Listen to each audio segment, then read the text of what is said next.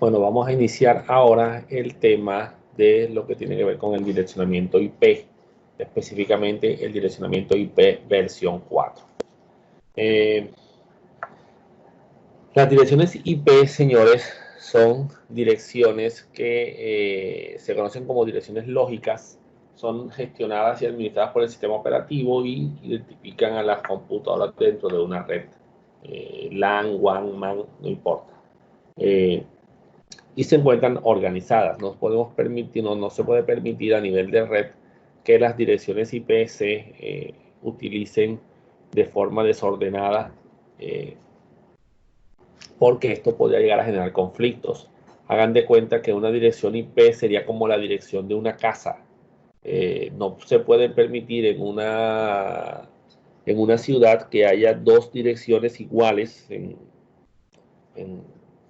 en dos casas diferentes, porque obviamente eso generaría problemas dentro del sistema, digamos que estos dos elementos, ¿no? Estas dos casas, porque si llega un correo o un mensaje, un paquete para una de las dos casas, pues el destinatario no va, el transportador pues no va a saber eh, a qué casa es a la que va en realidad el mensaje.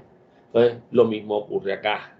No sé, el sistema no permitirá que las direcciones IP se repitan. Y el problema del direccionamiento es que es limitado, o lo que quiere decir que en algún momento las direcciones se acabarán.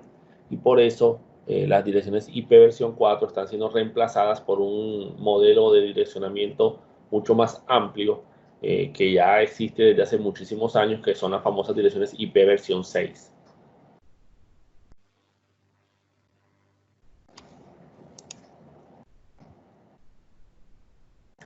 Entonces, digamos que a nivel de direccionamiento, la capa de red provee los mecanismos para poder manejar las direcciones de los dispositivos finales. Esto quiere decir que, digamos, que en esta capa se gestionarán direcciones que puedan ser utilizadas por estos equipos para identificarse dentro de la red. Y si es el caso de Internet, para identificarse a nivel mundial.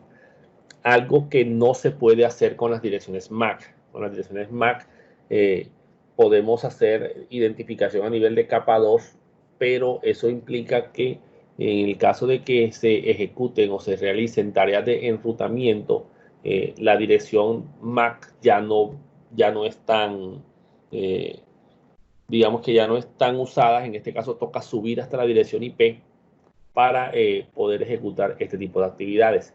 Entonces, dice aquí, si las sesiones individuales de datos deben dirigirse a un dispositivo final, este dispositivo debe tener una dirección única, de tal manera que podamos identificarlo específicamente a él.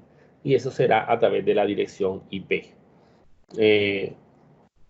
Normalmente cuando se le agregan estas direcciones a los dispositivos, a estos dispositivos se les comienza a identificar con la palabra que ya hemos usado, que es la palabra host, para identificar a un equipo con una dirección IP. Tengamos claro que no es exclusivo de los equipos finales, no es que los computadores van a tener direcciones IP, las cámaras y los teléfonos, pero los routers no, los routers también deberán tener una dirección IP, los switches también podrán tener una dirección IP. Básicamente cualquier dispositivo dentro de la red podrá o deberá tener una dirección IP, y esa dirección IP deberá ser única en todo el mundo. Bueno, digamos única en la red, depende del tipo de direccionamiento. En Barranquilla tenemos, por ejemplo, la carrera 53, calle 64, número 142, que es la sede Prado, y es probable que en Cartagena esté también esa dirección, pero obviamente asociado a Cartagena, y ya habrá que colocarle un adicional a la dirección, así como acá, por ejemplo, decir Barranquilla, carrera tal con calle tal, y ya Cartagena, carrera tal con calle tal, así como los indicativos de los números de teléfono, por ejemplo. A nivel de direcciones, entonces, a nivel lógico dentro del sistema operativo, lo que se trabaja es con direcciones IP. Entonces, cada dispositivo debe ser definido de forma exclusiva, aunque también existen direcciones IP de grupo, como vamos a ver ahorita. Entonces, en las capas de red es necesario identificar los paquetes de transmisión, y para esto se usan las direcciones tanto de origen como de destino. O sea, debemos definir en las transmisiones estos dos sistemas. ¿Quién emite? ¿Quién recibe? Y ojo, no el dispositivo intermedio que se va o que vamos a utilizar para llegar hasta el final, sino el origen y el destino. Y los dispositivos intermedios deberán encontrar el mecanismo necesario para poder llegar a ese destino. ¿Oyeron? Yo cuando mando un paquete, por ejemplo, por deprisa, por Servientrega, por el que sea, yo solamente les doy la IP, perdón, les doy la dirección del destinatario. Ellos verán a ver cómo llegan hasta allá. ¿Listo? A eso me refiero con que a nivel de direcciones yo debo definir quién es el remitente, quién es el destinatario, quién es el origen y quién es el destino. Y eso se va a almacenar dentro del paquete IP. De tal manera que los equipos, cuando lean la información, sepan y puedan identificar a dónde tiene que ir ese mensaje. ¿Listo? Entonces, manejando IPs versión 4, en este caso, digamos que este modelo de direccionamiento utiliza direcciones de 32 bits. Ojo con esto. 32 bits quiere decir 32 unos y ceros para representar las direcciones, tanto de origen como de destino, y los cuales deberán ser escritas en el encabezado de la capa IP de la capa 3. En el caso de las direcciones IPv6, ya no son direcciones de 32 bits, sino son direcciones de 128 bits. Y se representan de una manera un poco diferente, como lo vamos a ver más adelante. Entonces, a nivel de direcciones IP versión 4, todas estas direcciones se expresarán en formato binario de 32 bits, aunque yo lo escribiré normalmente en un formato decimal, pero internamente saben que las computadoras trabajarán esto en sistema binario. Estos 32 bits de unos y ceros para representar las direcciones permitirán manejar 4.294.967.296 direcciones diferentes. Sale de la operación 2 a la 32, indicando todas las posibles direcciones, o sea, más de 4.000 millones de direcciones que no alcanzan a nivel mundial, porque hay más de 4.000 millones de computadores en el mundo. Se expresan con notación decimal, o sea, con números normales como los que nosotros conocemos, y la dirección se divide en 4 bloques, conocidos como 4 octetos. ¿Por qué 4 octetos? Porque cada bloque está formado por 8 bits. ¿Listo? Entonces, 8 por 4, 32 bits. El valor decimal que se puede representar con estos 8 bits a nivel decimal serán el número 0 y hasta el número 255. El número 0 serán 8 ceros y el número 255 serán 8 unos. Al convertir esos 8 unos en un número decimal, el resultado obtenido es el número 255. No sé si ya ustedes hayan visto conversión de IP de binario a decimal.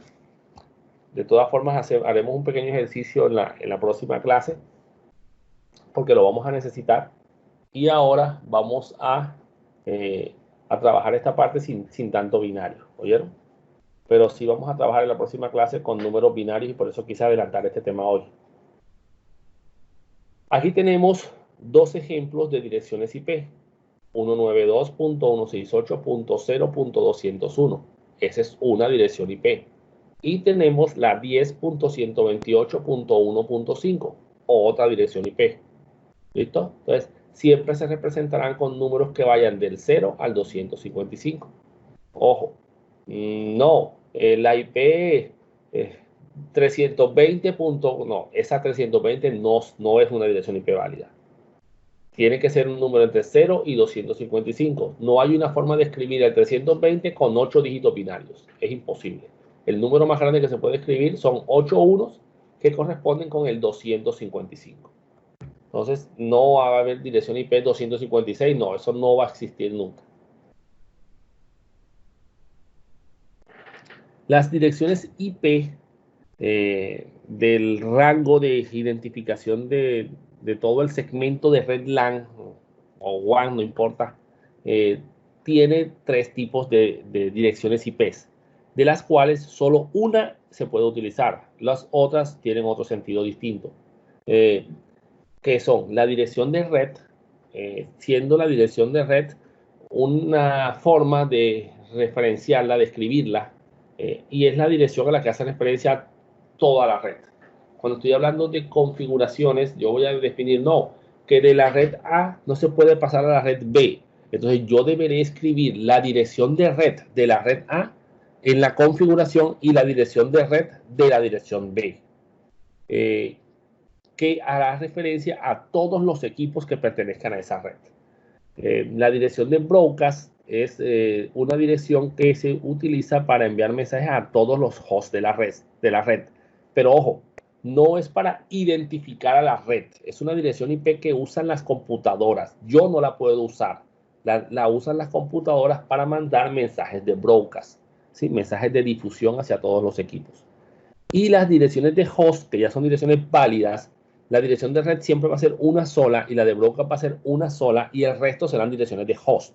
O sea que si en mi red tengo capacidad o espacio para 255 direcciones, por ejemplo, bueno, serían 256, desde el 0 hasta el 255.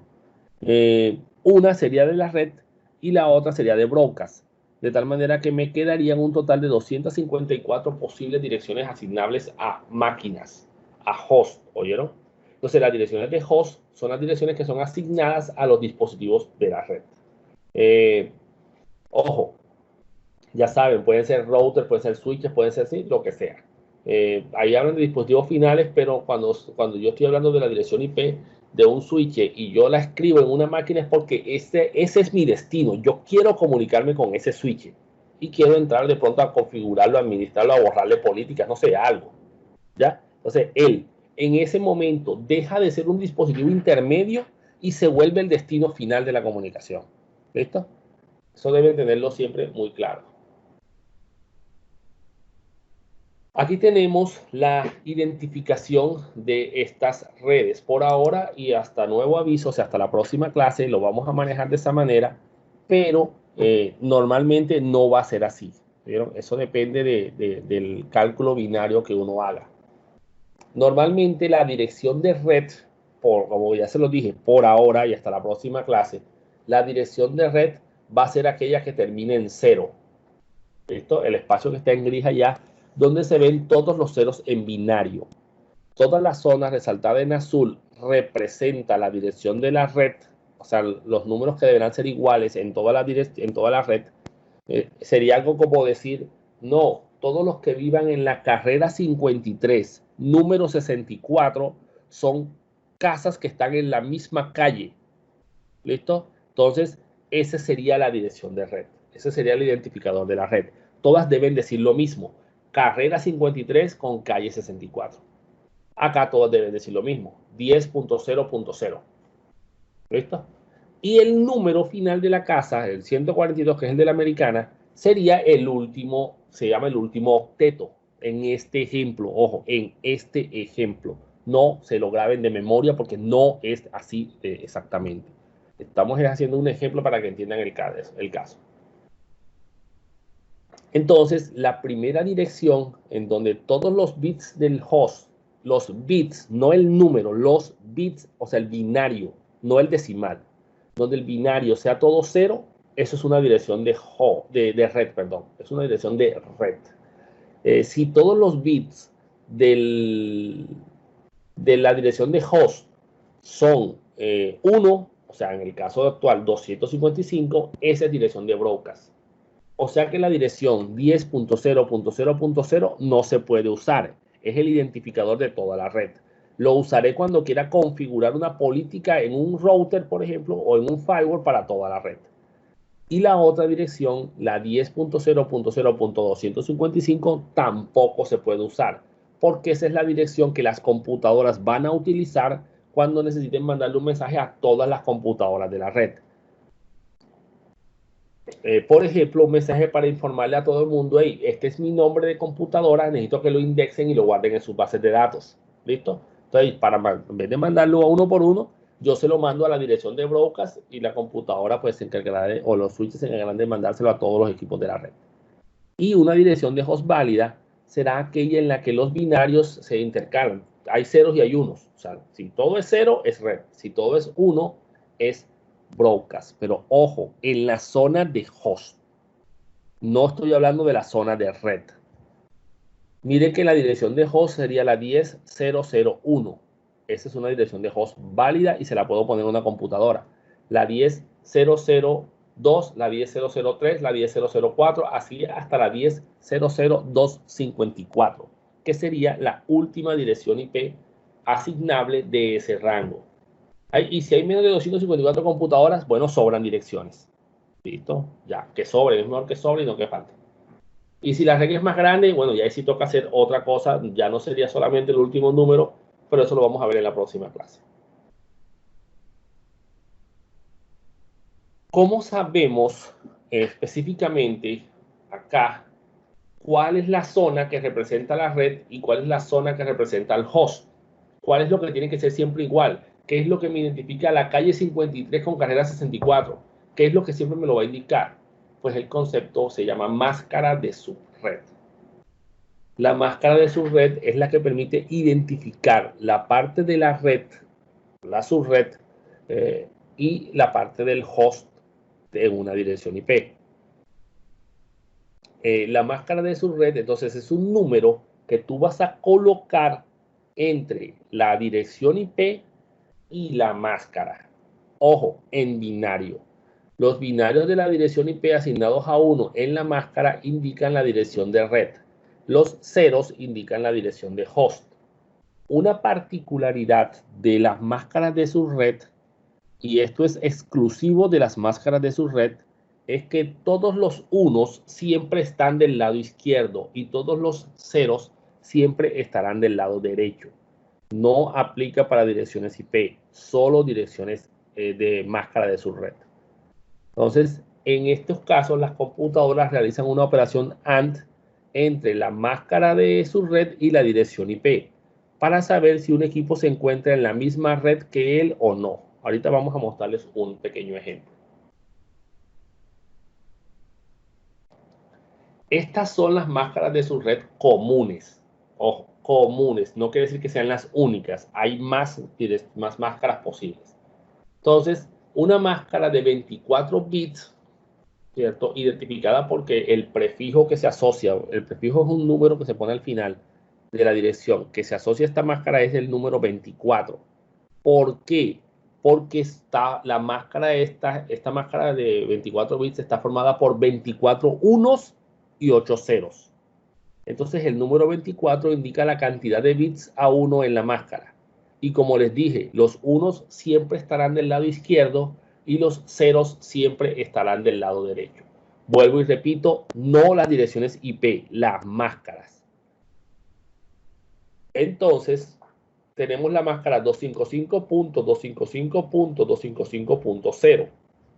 Esa máscara es de 24 bits porque en el binario son 8 unos, 8 unos, 8 unos, 8 ceros.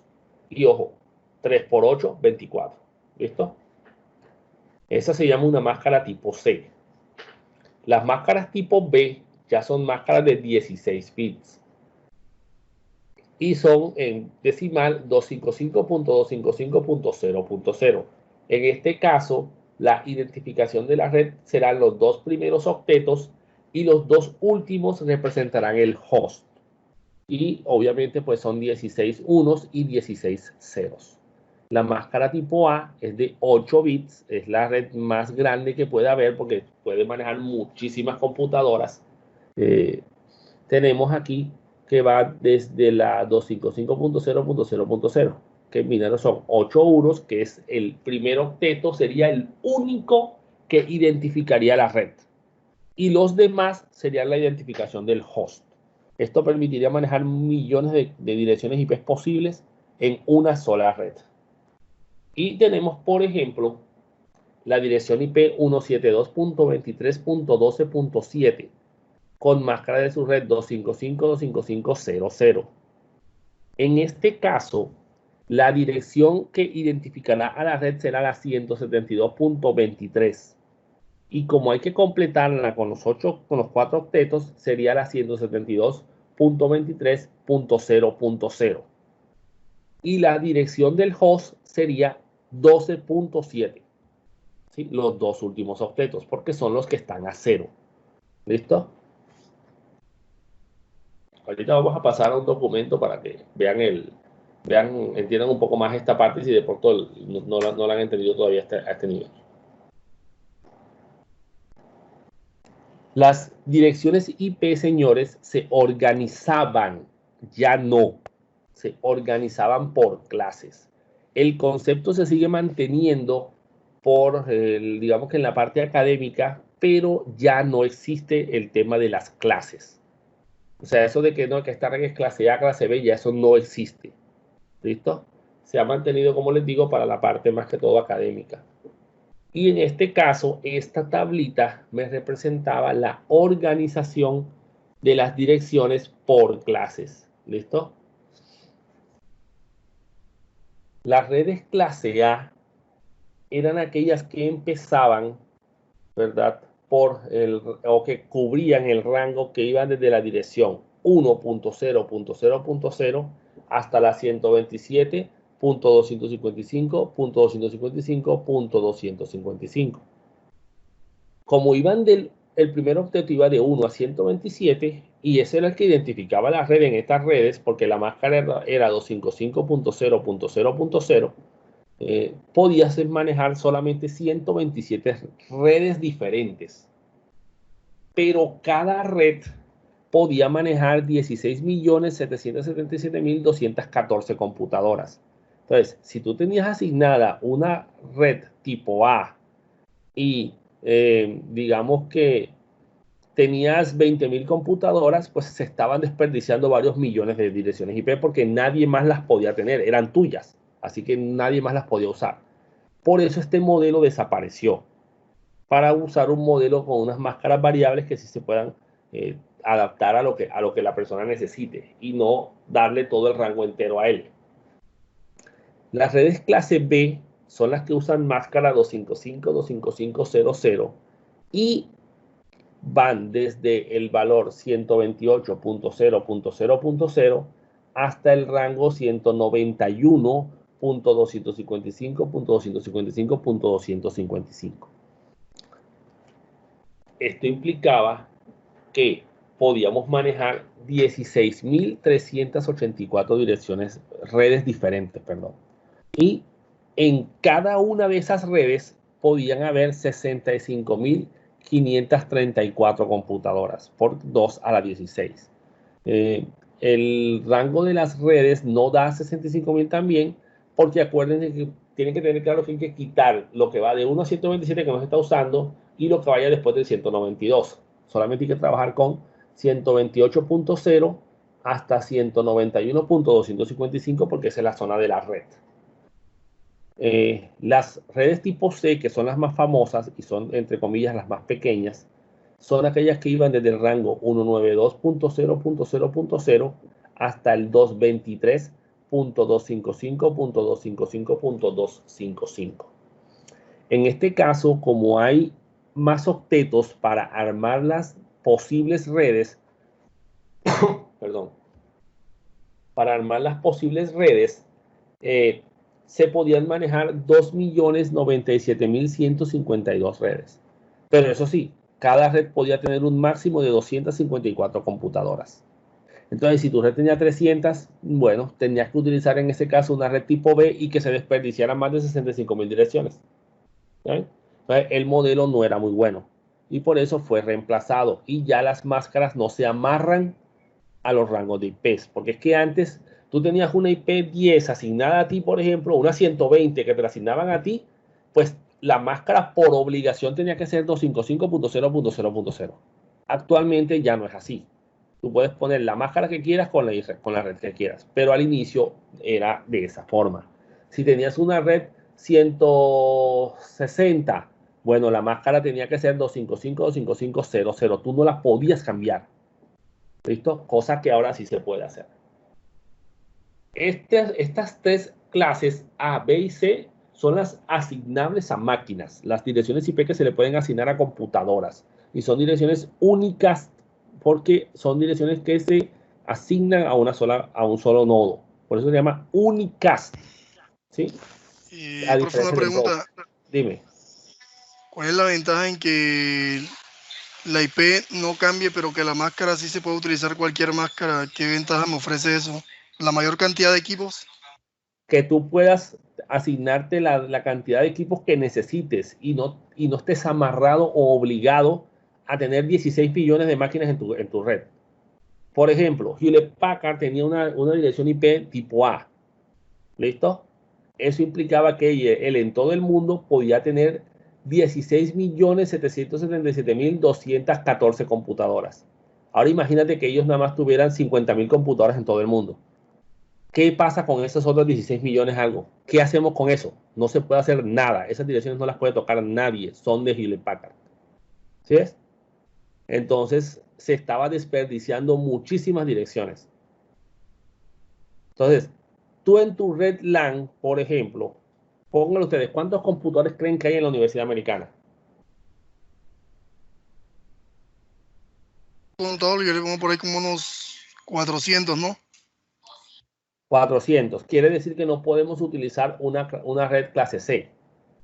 Tendríamos que utilizar, si seguimos con el modelo antiguo, tendríamos que utilizar una red clase B, donde tendríamos 65.534 direcciones posibles. ¿Listo? Y eso implica que si son 400 máquinas, estamos desperdiciando 65.134 direcciones que no estamos usándose y que nunca vamos a poder usar a menos que la red crezca hasta allá. Entonces, el modelo se desperdició. Al contrario, ahora, como tú tienes máscaras variables, tú puedes coger cualquier dirección IP y asignarte la máscara que necesites para cubrir las direcciones IP que tú requieres. ¿Listo? Ahora, tengamos claro algo, lo que pasa es que todavía no hemos entrado a ese tema, pero a este nivel yo estoy hablando de lo que son las IPs públicas. ¿Listo? IPs que son asignables en Internet. Lo que pasa es que en esa época todas las IPs eran públicas. ¿Oyeron? No existían las IPs privadas. Entonces, no se hacía una muy buena administración de las redes, de las IPs. Entonces, poco a poco fueron cambiando. Entonces, actualmente yo puedo cambiar la máscara como yo quiera y poner la máscara que yo quiera. Es más, las máscaras no siempre van a ser así 255.255.00. Una máscara puede ser 255.255.240.0 o 255.128.00. ¿Listo? O 255.255.255.224. O sea, yo puedo jugar con los valores de las máscaras. Eso lo vamos a ver en la próxima clase y se llama máscaras de subred de longitud variable. Eso te permitió que tú te cerraras las IPs a utilizar a solo lo que te toca a ti. ¿Ya ves?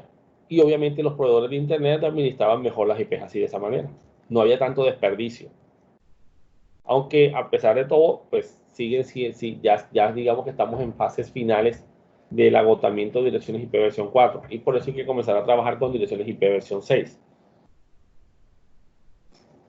Entonces, las otras direcciones, aparte de las A, B y C, tenemos las direcciones tipo D que no tienen máscara, no aplica redes, no aplica host por red porque son direcciones de grupo, son direcciones multicast y van desde la 224.0.0.0 hasta la 239.255.255.255.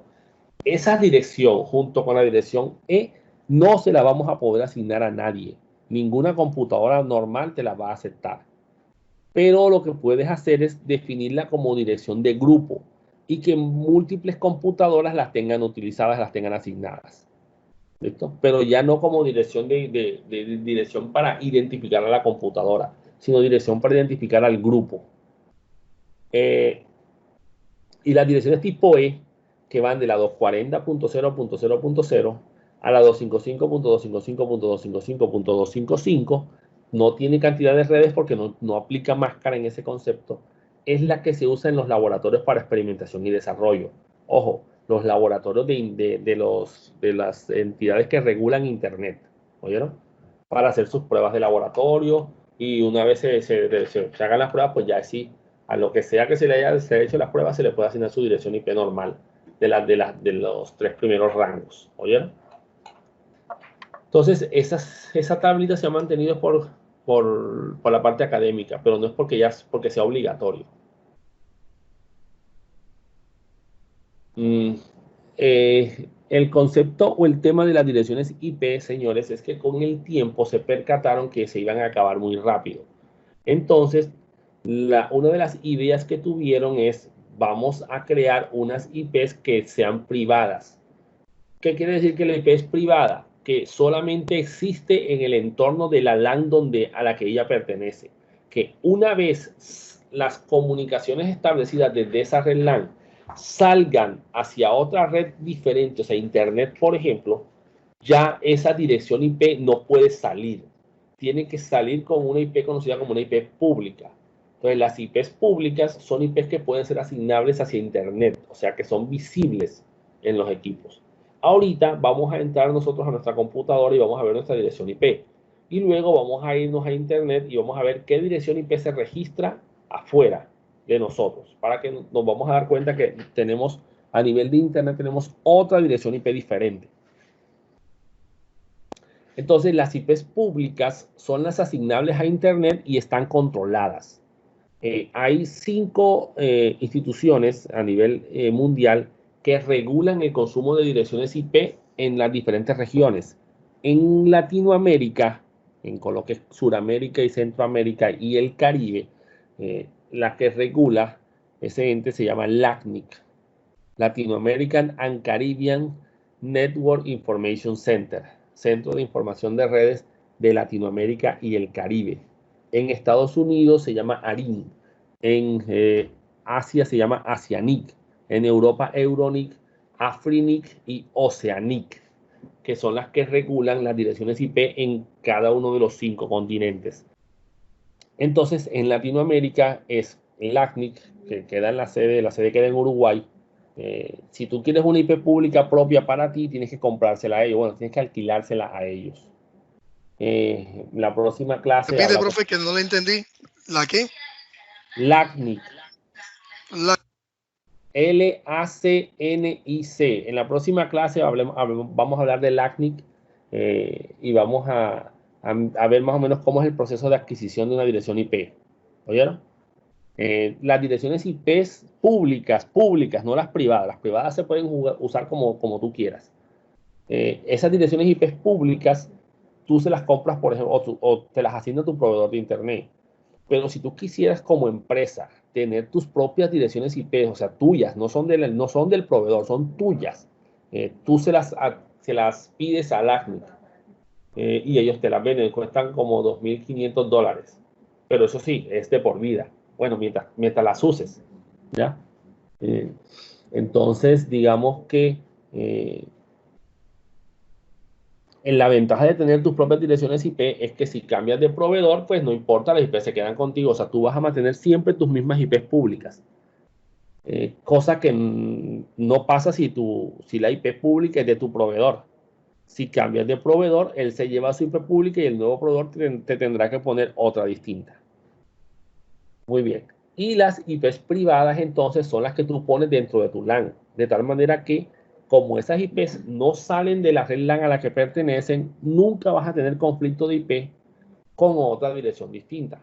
Es más, es probable que en la empresa de ustedes tengan la dirección IP 192.168.0.0.10 y en la red de la americana también tengan 192.168.0 tanto, o sea, se repitan y sean las mismas de allá y acá.